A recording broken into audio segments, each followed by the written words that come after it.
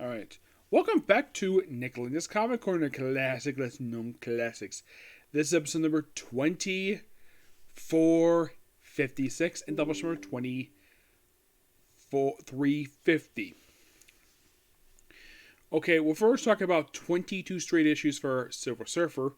Very loosely, because basically from issues 112 to about 121 is basically a big saga. And also a couple issues of Stange Tales.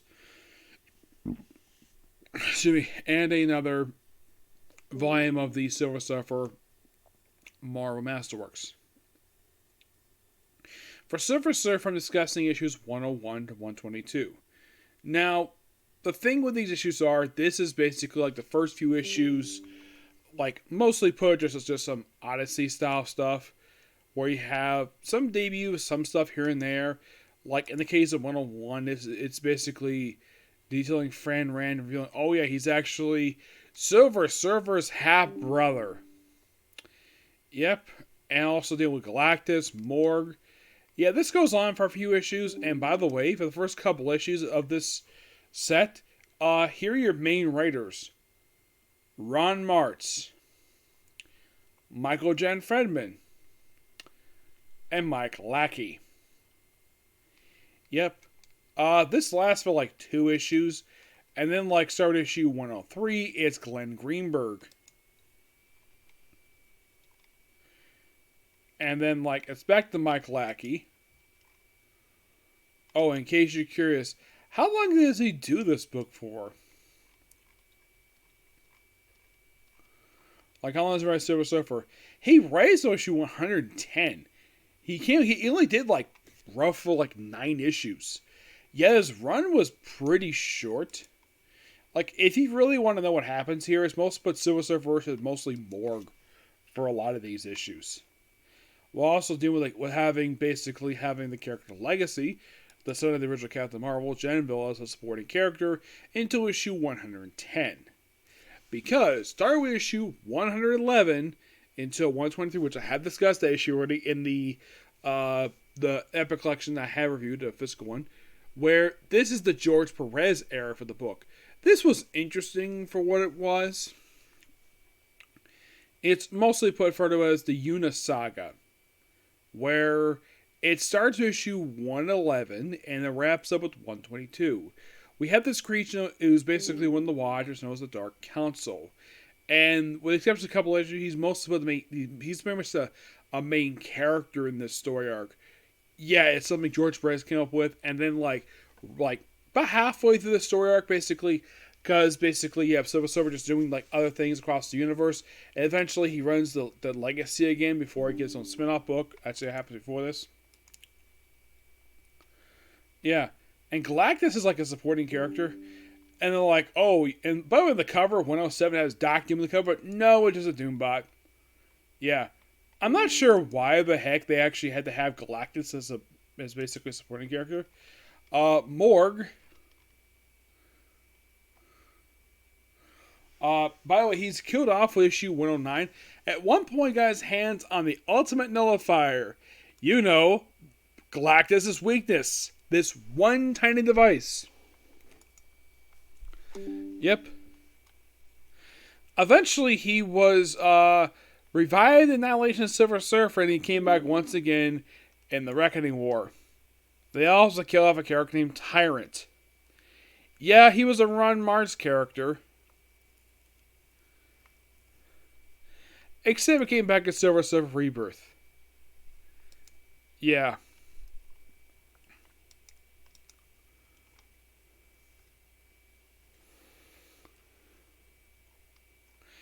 You remember the cover of issue 111 was like, first issue of a new era of greatness. Well, that's indeed true. Also, for some reason, the logo kind of changed the book. Now, it did kind of put a numbering back on the left corner again. Yeah. That's been on for a little while. Now we have this Marvel Universe logo with a star across it. Yeah, this lasts for a little while. This lasts to, I think, about 115, I think it was, when they finally stopped using it. 112 was debut of the Dark Council. And mostly put, he's here for a lot of the issues. Along with to the Watcher.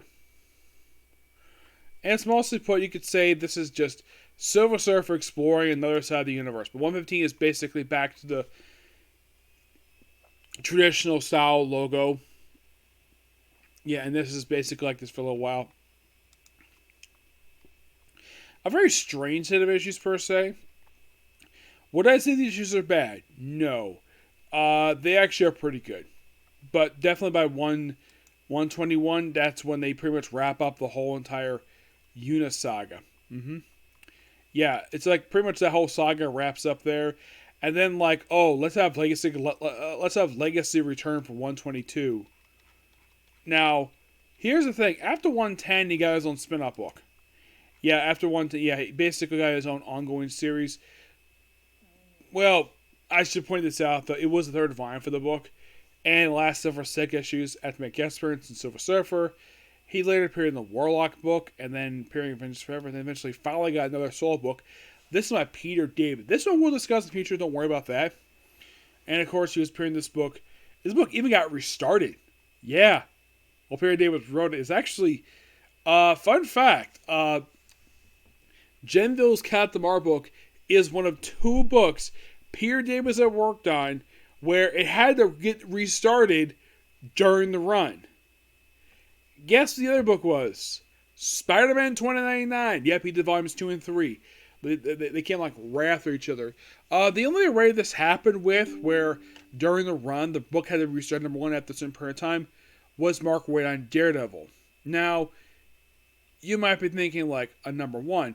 Actually, there was one array I could think of this happened with. I think that was Ed Brubaker. Because the book had restarted in 2011, excuse me. But there was a reason why. It was Captain America's 7th anniversary. That was most of the reason for it. Sometimes they do is because they feel like they want to do a fresh start. This one, I don't know. I think the reason why I heard the reason the book was restarted was because of low sales. Yes. So, in the case of these Silver Surfer issues, they're not bad per se. It just feels a bit lower tier. It just feels like they're like whatever awesome this book had when Ron Martz was on the book, or any writer before the current writers. It was, I think the book would start losing its luster, and sadly, but the book wouldn't last much longer even after George Perez left. The book managed to last for another couple years before it finally got canceled. My guess, low sales. Yeah, given the fact that's the most popular reason why a book is canceled, or a book doesn't sell as well. Yep. But next up, we have basically discussing a couple issues of Stange Tales. I'm mainly discussing this because these were collected in the name of the Sub-Marner Epic Collection into Sub-Marner. Now, it's most but 107, 125. Just name or guess on these books. Basically, here's the thing about the Epic Collection. They collected all the Fantastic Four appearances made in the 60s. It's issue from X-Men, the 2 issues from Avengers, including these 2 issues of Stange Tales. Yeah, I thought this was a little weird. They included like all these guest star spots, and then they finally included his own book. By the way, they did this thing with Black Panther as well, where they included all of his guest star spots, then it's little stuff. Yeah. Nothing bad with issues per se. It's most books just have Silver Surfer in the book. But then we have something interesting. Now, I remember reading The Essential Sub-Mariner Volume 1. Oh my gosh, seems like about 15 years ago for the same thing. This very cover for this Mar Masterworks, which this is Mar Masterworks Sub-Mariner Volume 2, which collects 88 to 101. Iron Man the Sub-Mariner number 1 and the Sub-Mariner number 1. Now, here's the strange thing. The age published in this very book and the previous volume, that was Essential Sub-Mariner Volume 1. And you know what the strange thing was? They never did another one of these. Nope. They never did. I don't know the reason for it. It's weird. Like you would think, that maybe the book could have produced more. I mean, here's the thing. Spider-Man and the X-Men had 11 freaking volumes before basically they stopped. No, seriously, 11 volumes. Yeah. Does anybody think it's quite strange, the fact that had like 11 volumes? Yes. Yeah, as for Sub-Marner, one book. Yep, one book. Basically, what was published in the first 2 volumes of Masterworks Sub-Marner was pretty much the first volume of that book. And it's kind of the same thing. In the case, there's also a Mighty Masterworks Namor, which it kind of collected most of the same thing as the first book did, except it stopped at issue 80. Yeah, it's much shorter. Now, yes, there's the Epic Collection, obviously, which this is what it collected. 70 to 76 of Tales to Astonish, Fantastic Four, 4, 6, 9, 14, 27, 33, the first annual, which debuted with Tuma, Strange Tales 125, Avengers 3 through 4, X number 6, and number 7. The first Marvel Masterworks I mentioned last time, that was basically just issues 70 through 87 in the Daredevil issue. Yeah, it's like basically it's the same thing as the Epic Collection, because the Epic Collection added a lot more stuff to it. And you might find this interesting. The second volume for there's technically not been released yet a second Epic Collection for Namor. And my guess is that the second one probably would collect issues 77 through 101 of basically Tales of Astonish, the Iron Man and Sub-Mariner issue, and pretty much the first 3 issues of the Sub-Mariner comic.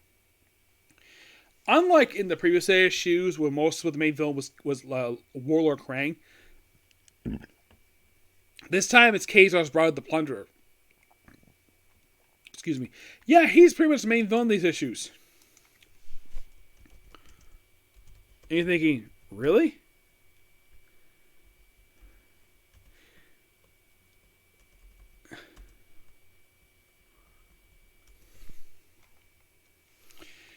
Yeah, as for the reason why they actually had him kind of be the main villain in these issues, well, he'd been appearing in the book. He actually first showed up in issue 95. He's only here for a few issues. But yeah, he's only here for like 4 issues and he's done. And here's the thing. Prior to this very book, he last appeared back in Daredevil 24. And you might be curious. Okay, so who's is it still Krang? Nope. We decided to bring in a Tuma. So I guess they figured, okay, we had Krang for a while. Let's switch to a different Sub-Mariner villain and have him basically fight against for this many issues. Because here's the strange thing that Sub-Mariner has in common with Aquaman. He doesn't have a really big rogues gallery. I mean, his rogues gallery consists of Warlord Krang, a Tuma, Tiger Shark, Orca, and a couple other villains. That's it. In the case of Aquaman, you just have Ocean Master, Black Manta, recently the Trench. And that's really it. At least someone has a few more villains. Yeah, and in case you're curious though, Atoma's only here for 3 issues.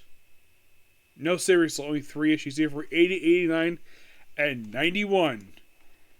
I guess Stan Lee probably figured though, yeah, let's not have basically a villain appear for 17 straight issues. Yeah, issue 90 has him basically fight a villain named Byrith, who last appeared Byrith is a character from Sub-Mariner comics from the 1950s. Yes, and this issue was in fact his first Silver Age appearance. His previous appearance, part of this, was in issue 41 of Sub-Mariner comics, released back in 1955. That was the last time he was ever seen in comics. He's here for 2 issues, 1991. He's also here for 96. And then his next appearance is number 1. Of course, Tuma returns here in 91 along with Krang as probably one last hurrah for him in the book. Krang himself will next appear in Sub-Mariner 23. Which basically we're going to get to that. Don't worry about that. In 92, basically a brand new character. Yes, the first original character for this comic. It, the Silent One. A creature who appears for 2 issues. and is never seen again. We also first appearance the frickin' Kraken. Yeah. Who shows up not very much over the years per se. No, and then pretty much like after basically that gets wrapped up, then we have two more villains. Gnome, who's there for one issue. By the way, Roy Thomas basically. I almost forgot to mention here. The writers. Stan Lee would only do 88 and 92 and issue 100, and that was it for that frame in this book. Roy Thomas becomes the regular writer for this book because Roy Thomas, it seems as though Lee has him write everything related to any of his characters he writes. It's like, oh, I need to hand people up. Who can I turn to? Hey, Roy, you want to take Spider-Man? Oh, he's only here for 2 issues. Okay. You want to take Fantastic Four? You want to take Avengers? X-Men? Here, take my entire library of books. And I guess right there I was like, okay, that's fine. I'll do it. I'll put out some good stories to you, and probably my stories maybe more critical than you are. Yeah, there was a joke in a comic I read about, I think it was Stan Lee's biography, where like Lee just kept giving Roy Thomas all of his books for like no reason. But an actual reason why, because he needed to get off the books, because the reason why he was doing this, from what I've heard, was because he was trying to adapt these comics to a TV show. Yep. Oddly enough, Roy Thomas would never out the issues. Like, Stan Lee only wrote like 5 issues plus issue 100. He only wrote 6 issues published this book. Roy Thomas did 93, 95, 97, 98, Iron Man the Sub-Mariner #1, and of course the first issue of Sub-Mariner. Raymond Morales did issue 95, 96. 99, 101 is Archie Goodwin. Now, here's something interesting though. Bill Everett was the artist for almost all of these issues. Well, almost all of them anyways. From issues 88 to 91 and 94 to 96. He would not do 93, 92, 93, 99. That was Dan Atkins. Warner Roth did 90-100. Mary 7 to 100. The late Gene Colan did issue 101 and Iron Man Sub-Mariner 1. And the first issue of Sub-Mariner is done by John Bushma. And by the way, this book covers the time period of February of 1967. And we conclude with the first issue of Sub-Mariner in May of 1968. And making 1968, what comic also the very same year? Iron Man. But Iron Man still publishes, while Sub-Mariners had not very long runs. There's also a Dragar issue in this issue too. Yeah, just an android. Yeah, he's basically just a one-shot character. And then like 95, 95 and 98 is basically the Plunder issues. We also see first appearance of Walter Nerval. Who was Walter, you might ask? Stingray. Yep. This was his very first appearance. Stingray mostly was an ally of the Sub-Mariner. He's mostly been a long-time supporting character of his own title. After this, here's the strange thing. After this one issue, he doesn't appear again until Sub-Mariner number 16. And here's the thing. Now, does Plunder have any other villains besides himself dealing with him throughout these issues? No, it's just basically the Plunderer. Oh, by the way, 98's first appearance of Seth. Yes, Seth. Oh, he was a warlord of Atlantis. Yeah, he was a recurring character in the book. Not much in the original book, but a lot of time in the name of the Sub-Mariner book. His last appearance actually was in Defenders number 11. Now here's the thing. After issue 98, Tales of Astonished, next time we see Plunder would actually be in Marvel Superheroes number 19. But who was the main villain of the next few issues? Well, in the case of 99 to 101, he basically fought Warlord Seth. Warlord Seth, he'll be here for issues 98, 99, and 101. He was surprisingly missed issue 100. 100 was the issue where you have Iron Man and the Hulk team up for an issue to take on the Puppet Master. And you're thinking, that's awesome. It is. And then pretty much for the final issue, we have the first appearance of a character named Destiny. No, not the character from the pages of X-Men. Yeah, he would not appear very long. No, I mean, first appearance in the last issue of Sub-Marner's time in Tales of Stange, and he'd be quickly killed off. In multiple we've seen flashback. He got killed in issue 7 of the Sub-Marner book. And the next time we see Sub-Marner will be in I'm the Sub-Mariner number 1. A one-shot. Yep. And of course, they continue with Destiny in this issue. And then finally, we deal with the big premiere issue, which is known as Prince Name of the Sub-Mariner, otherwise known as simply the Sub-Mariner number 1. Yep, takes on Destiny, and that's it. Yeah, it picks it up right where Iron Man is. It's basically, you can think of basically like issues 101 for Tales of Stange, Iron Man the Sub-Mariner, and this issue as a quick three-parter.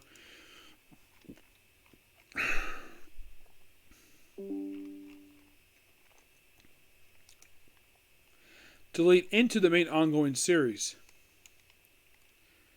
Yeah, I thoroughly enjoyed these issues per se. Yeah, I thought they were a lot of fun. And I'm definitely looking forward to discussing the rest of this run. Now, you might be thinking, am I covering all the Namor books basically here? Yes. As soon as Name of the Sub-Mariner is finished up, the Sub-Mariner book anyway is the original one from the 60s. Now, you might be asking, am I going to cover the original book Sub-Mariner had from the 40s, 50s? I have no immediate plans to cover that book. Not really. So basically, when I wrap up this run for the Sub-Mariner, I will next work on Super Villain Team Up. Now, that's a really cool book, that one. And yes, I'll work on the 2 mini-series that come after this, which was Saga the Sub-Mariner, and I think it was like one other title he had.